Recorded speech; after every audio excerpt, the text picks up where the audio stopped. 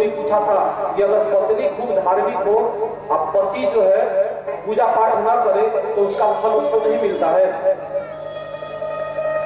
देखिए, मैं आज क्लियर कर देता हूँ, इस मंच से आप लोग समझ लीजिए आज की कथा है, कल तो मैं समझ ही जाऊंगा, लेकिन कल की कथा करके, लेकिन ध्यान से सुन लो, कुछ चीजें दिमाग में बैठा लो। पति पत्नी यदि घर में खूब पूजा पाठ करती है, भगवान का नाम करती है, तो उसका फल पति को क्या मिलता है जरा समझिए। संपूर्ण फल मिलता है पत्नी के पूजा पाठ से, भगवान के नाम के, मां लक्ष्मी के कीर्तन करने से, आरती करने से, गोविंद के नाम लेने से आपके घर में कभी कोई चीज का अभाव नहीं होगा, और अभाव भी होगा भी तो उसके लिए वो काम रुकेगा नहीं। घर खुशहाल रहेगा, इसलिए पति भी खुशहाल रहेगा।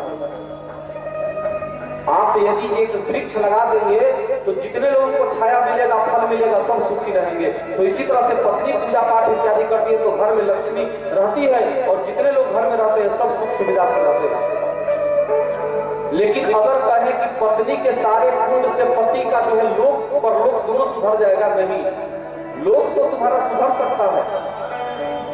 पत्नी पुण्य करेगी, पुण्य से उसका घर इत्यादि भरा रहेगा, तो तुमको इस लोक में तो सुख मिलेगा, लेकिन मरने के बाद तो जो तुम्हारा अपना कर्म है उसी कर्म को भोगना पड़ेगा। पत्नी का कर्म है तो पत्नी को आगे पुण्य मिलेगा, और तुमने जो पुण्य कमाया है उस लोक में तुमको अपना पुण्य का जो है भोग भोगना पड़ेगा। इसलिए यदि पत्नी खूब पूजा करती है, उसके पूजा से घर में जो है सब संकट कट जाता है, तो इस घर में तुम सुखी हो, इस लोक में, इस जन्म में तुम्हारे जीवन में अभाव नहीं है। तो ये मत सोचो कि तुम्हारे अपने कर्म का कोई हिसाब नहीं होगा।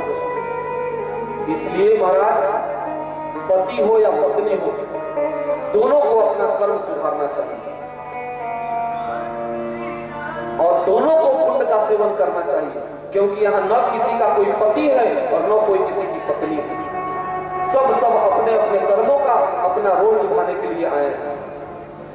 सब हम लोग अपनी भूमिका निभाने के लिए आए हैं। आप कोई माता का, पिता का, भाई का, बहन का, परिवार का, पत्नी, पति इत्यादि का हम सब नाटक कर रहे हैं। ये रंगमंच है संसार, और हम लोग अपनी भूमिका निभा रहे हैं।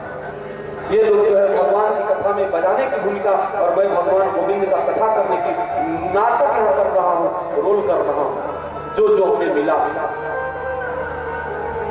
तो और है कोई किसी का नहीं,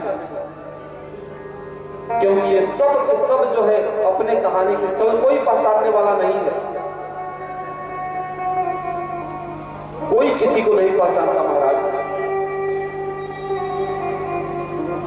इसलिए हमेशा जो है कुछ हो या ना हो, लेकिन अपना कर्म जो है, भगवान कुछ भी परिस्थिति में रहो, लेकिन भगवान का कर्म तो कलियुग में बड़ा मुश्किल है, लेकिन सबसे सुंदर आप नाम ही जप करो।